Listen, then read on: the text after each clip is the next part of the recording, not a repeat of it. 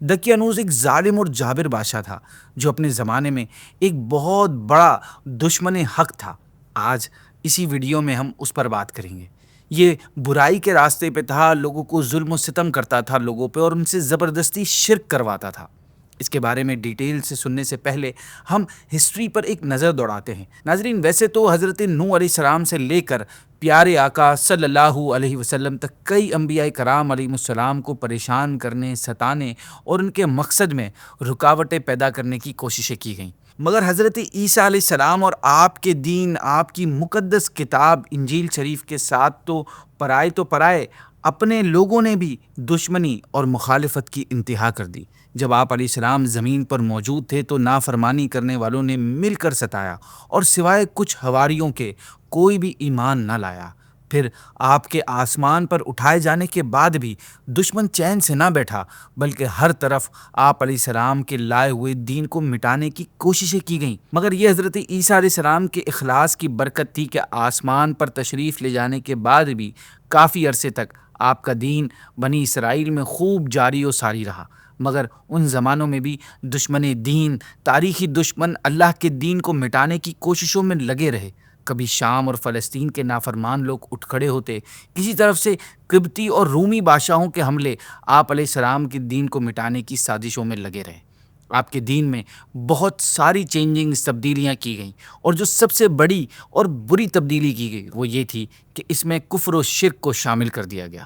بادشاہ زبردستی لوگوں پر ظلم و ستم کر کے انہیں شرک کرنے پر مجبور کرنے لگا۔ ناظرین، یہی کچھ اصحاب کہف اور ان کی قوم کے ساتھ ہوا۔ یہ اس وقت کی بات ہے جب قبطیوں کا بادشاہ دقیانوس ہوا کرتا تھا۔ اس کا سب سے بڑا مقصد اس علاقے میں سچی اسلامی تعلیمات کو ہٹانا یا ان کے ماننے والوں کو مارنا تھا۔ دقیانوس کی حکومت رومی علاقے پر 150 عیسوی میں قائم ہوئی تھی۔ اس سے پہلے اور بھی رومی بادشاہ گزرے تھے جنہوں نے سیدنا عیسیٰ علیہ السلام کے سچے ماننے والوں پر ظلم و ستم کیے تھے، مگر یہ وہ پہلا رومی بادشاہ تھا جس نے دشمنی کی انتہا کر دی تھی، لمٹ پار کر دی تھی۔ یہ سال میں 2 مرتبہ اپنے پورے ملک کا دورہ کرتا تھا۔ اس کا ملک شام، فلسطین اور روم کے 200 شہروں پر پھیلا ہوا تھا۔ اس کے دوروں کا واحد مقصد یہی ہوتا تھا، گول یہی تھا کہ لوگوں کو سچے دین سے ہٹا کر جھوٹے خداؤں کی عبادت میں لگا دیا جائے۔ اس مقصد کے لیے اس نے مختلف شہروں میں جھوٹے خداؤں کے عبادت خانے بھی بنوائے تھے۔ یہ ہر شہر کے تمام اہل ایمان، چھوٹے بڑے، جوان بوڑھے، مرد عورت، اہل ایمان کو پکڑوا کر بلاتا، اور 2 ہی شرطیں ہوتی، یا تو دین چھوڑ کر شرک کر دو، یا قید بلکہ قتل و ہلاکت کے لیے تیار ہو جاؤ۔ اس کے ہاتھوں ہزاروں قتل اور قید ہوئے اور سینکڑوں مرتد ہوئے۔ ناظرین، دقیانوس کی سلطنت میں سرحد عرب سے تقریباً 70 میل دور ملک روم کی سرحدوں کے اندر بحر عرب کے کنارے پر ایک بہت بڑی بندرگاہ یعنی سی پورٹ تھا۔ اس شہر کا نام افسوس تھا۔ اس شہر میں ہی دقیانوس نے ملک کا سب سے بڑا عبادت خانہ بنوایا ہوا تھا۔ ایک مرتبہ جب دقیانوس اس شہر میں آیا تو اس نے اپنی عبادت گاہ اور روٹین کے مطابق تمام اہل ایمان کو بلایا۔ یہ شہر بنی اسرائیل کے اس وقت کے اہل ایمان کا سب سے بڑا مرکز ہوا کرتا تھا۔ یہاں جو لوگ رہتے تھے وہ اپنے ایمان میں بہت پکے مانے جاتے تھے۔ ان کو دقیانوس کے تمام کفریہ حرکتوں، شرک پہ مجبور کرنے اور بات نہ ماننے پر کیا انجام ہوتا ہے یہ سب جانتے تھے۔ ساری باتیں سن رکھی تھی، مگر اللہ سے صبر و ہمت کی دعائیں مانگتے تھے۔ مگر جب دقیانوس نے انہیں سچے دین چھوڑنے اور شرک پر مجبور کرنے کا ٹارچر کیا تو یہ ہمت ہار گئے اور مرتد ہو گئے، یعنی اپنے دین سے پھر گئے۔ کچھ ان میں سے جو نہ مانے وہ قید کر لیے گئے۔ نوجوانوں کو طرح طرح کی تکلیفیں دے کر قتل کر دیا گیا۔ ناظرین، جو نوجوان گرفتار ہوئے ان میں کچھ ایسے تھے جو بنی اسرائیلی شاہی خاندانوں کی اولاد میں سے تھے۔ وہ ایک کے بعد ایک کر کے دقیانوس کے سامنے پیش کیے گئے۔ دقیانوس ان سے بھی یہی کہتا کہ یا تو تم شرک کرو یا تمہیں قتل کر دیا جائے گا۔ ناظرین، یہ سب بہت خوبصورت، صحت مند اور لمبے قد والے نوجوان تھے، اور ان کے ساتھ بہت متقی پرہیزگار بھی تھے یہ لوگ۔ انہوں نے بہت بہادری سے بھرے دربار میں دقیانوس سے کہا کہ ہم جھوٹے خداؤں کی پوجا نہیں کر سکتے۔ بے شک ہمارا رب سچا معبود ہے، وہی ذات ہے جو آسمان اور زمین کو پالنے والا ہے۔ اس پر دقیانوس نے کہا کہ اے نوجوان، مجھے تمہاری خوبصورت جوانی اور کم عمری پر ترس آ رہا ہے، ورنہ میں تمہاری اس گستاخی کی سزا ابھی اسی وقت تم کو دے دیتا۔ کیا تم دیکھ نہیں رہے کہ تمہارے سامنے یہ کتنے لوگ قتل ہو رہے ہیں؟ چلو میں تم پر ایک احسان کرتا ہوں، میں تمہیں کل تک کا ٹائم دیتا ہوں، تم اپنی جوانیوں پر ترس کھاؤ اور خوب سوچ سمجھ لو۔ یہ کہہ کر دقیانوس نے دربار ختم کیا اور دوسرے شہر چلا گیا۔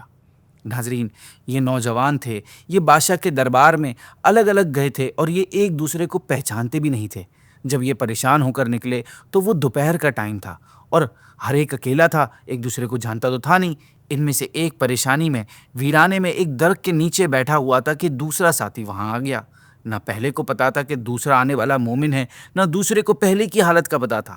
پھر یہ ایک دوسرے سے اپنے آپ کو چھپانے بھی لگے، یہاں تک کہ 6 نوجوان اسی درخت کے نیچے آ کر بیٹھ گئے۔ پہلے تو سب نے اپنے آپ کو چھپایا کہ کہیں یہ شاہی جاسوس نہ ہو، مخبر نہ ہو، مگر چونکہ سب کی پریشانی ایک ہی جیسی تھی، اس لیے ٹینشن چھپی نہ رہ سکی اور سب ایک دوسرے کو اپنے بارے میں بتا کر ایک دوسرے کے رازدار بن گئے۔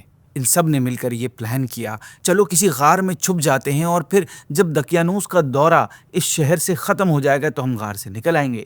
یہ کہہ کر یہ سارے ساتھی شہر سے 3 میل دور ینجلوس نامی پہاڑ کے پاس آ گئے۔ راستے میں ان کے ساتھ ایک دھوبی یا چرواہا ملا، وہ بھی مومن تھا اور بادشاہ سے چھپتا پھر رہا تھا۔ اس کو بھی ابھی بادشاہ نے نہیں بلایا تھا۔ اس نے ان لوگوں سے کہا کہ مجھے بھی اپنے ساتھ لے جائیے۔ نوجوان راضی ہو گئے اور یوں 7 ساتھی ہو گئے۔ جب وہ چلے تو دھوبی کا کتا بھی ساتھ ہو گیا۔ جب وہ ساتھ ہوا تو سب ڈر گئے کہ یہ بھوکے گا تو ہم پکڑے جائیں گے۔ ناظرین، اس کتے کا نصیب دیکھیں کہ اس کو اللہ پاک نے زبان عطا کی اور اس نے نوجوانوں سے، اللہ والوں سے وعدہ کیا کہ میں نہیں بھوکوں گا، جس کے بعد ان نوجوانوں نے اس خوش نصیب کتے کو بھی اپنے ساتھ رکھ لیا۔ یوں 7 انسان اور 8واں ان کا کتا ہو گئے۔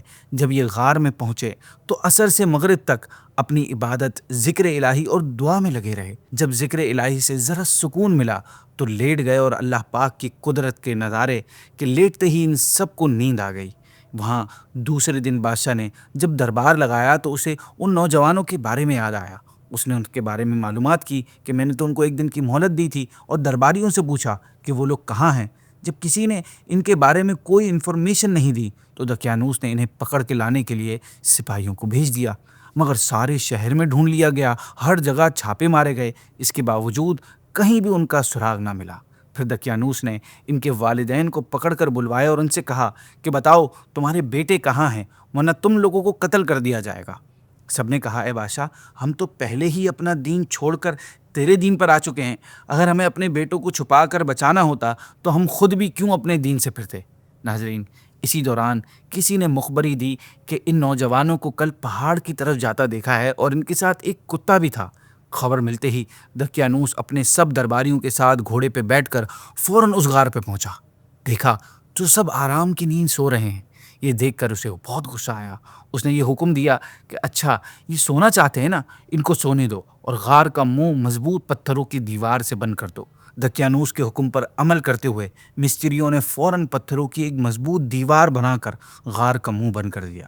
جیسے ہی غار مکمل طور پر بند ہو گئی تو اس ظالم اور جابر بادشاہ دقیانوس نے کہا کہ اب یہ غار میں ہی مریں گے، یہی ان کی قبر ہے۔ یہ کہہ کر دقیانوس اپنے درباریوں اور سپاہیوں کے ساتھ وہاں سے چل دیا۔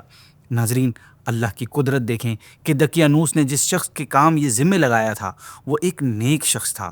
اس نے غار میں جانے والے تمام لوگوں کے نام، ان کی تعداد اور پورا واقعہ ایک تختی پر لکھوا کر اسے تانبے کے ایک صندوق کی دیوار کی بنیاد کے اندر محفوظ کر دیا، اور اس طرح ایک تختی شاہی خزانے میں بھی اس نے محفوظ کرا دی۔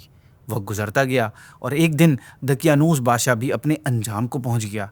برائی چاہے جتنی ہی طاقتور کیوں نہ ہو لیکن ہمیشہ نہیں رہ سکتی، اس نے ختم ہونا ہی ہوتا ہے۔ غار والے کے واقعے کے تقریباً 1 سال بعد دقیانوس 152 سن عیسوی میں صرف 3 سال حکومت کر کے مر گیا۔ یہی باطل کا انجام ہے، باطل کا شور ہوتا ہے اور حق کا زور ہوتا ہے۔ صرف 3 سالہ حکومت میں تقریباً 80,000 اہل ایمان کو اس نے قتل کرایا اور بالآخر اپنے انجام کو پہنچ گیا۔ دقیانوس مٹ گیا، جبکہ دوسری طرف جو اہل حق تھے، اہل ایمان تھے، مسلمان تھے، ان کا نام رہتی دنیا تک اللہ پاک نے قرآن پاک میں اچھے الفاظوں سے محفوظ کر دیا۔ جی ہاں، اور وہ لوگ اصحاب کہف یعنی غار والے کہلائے جاتے ہیں۔ ان کے بارے میں اللہ پاک نے سورہ کہف میں تفصیل سے بیان فرمایا ہے۔ اللہ پاک قرآن پاک میں فرماتا ہے، جس کا ترجمہ ہے، کیا تمہیں معلوم ہوا کہ پہاڑی غار اور جنگل کے کنارے والے وہ ہماری نشانیوں میں سے ایک عجیب نشانی تھے؟ جب ان نوجوانوں نے ایک غار میں پناہ لی، پھر کہنے لگے، اے ہمارے رب، ہمیں اپنے پاس سے رحمت عطا فرما اور ہمارے لیے ہمارے معاملے میں ہدایت کے اسباب فرما۔ اللہ پاک نے اس آیت میں اصحاب کہف کے واقعے کو اپنی ایک عجیب نشانی قرار دیا ہے، کیونکہ یہ اصحاب کہف غار میں جا کر سو گئے تھے اور دقیانوس نے غار کو بند کروا دیا تھا، لیکن پھر تقریباً 300 سالوں کے بعد کچھ لوگوں نے اس دیوار کو گرا دیا تھا، جس کے بعد یہ نیند سے جاگے، گویا اللہ پاک نے انہیں ایک نئی زندگی عطا فرمائی۔ اور ان کے اتنے لمبے ٹائم پیریڈ کے بعد زندہ ہونے میں ایک حکمت یہ بھی تھی کہ جس دور میں یہ دوبارہ زندہ ہوئے تھے، اس دور میں ایک نیک دل اور انصاف پسند بادشاہ کی حکومت تھی۔ اس کا نام تھا بیدروس۔ اس نے 68 سال تک بہت شان و شوکت کے ساتھ حکومت کی تھی۔ اس کے دور میں مذہبی فرقہ بندی شروع ہو گئی تھی اور کچھ لوگ مرنے کے بعد اٹھنے اور قیامت کا انکار کرنے لگے تھے۔ بیدروس اپنی قوم کا یہ حال دیکھ کر بہت پریشان اور غمزدہ رہتا تھا۔ وہ اللہ پاک سے رو رو کر دعائیں کرتا رہتا تھا کہ یا اللہ، کوئی ایسی نشانی ظاہر فرما دے، کوئی ایسا سائن دکھا دے جس سے لوگوں کو مرنے کے بعد زندہ ہو کر اٹھنے اور قیامت کا یقین ہو جائے۔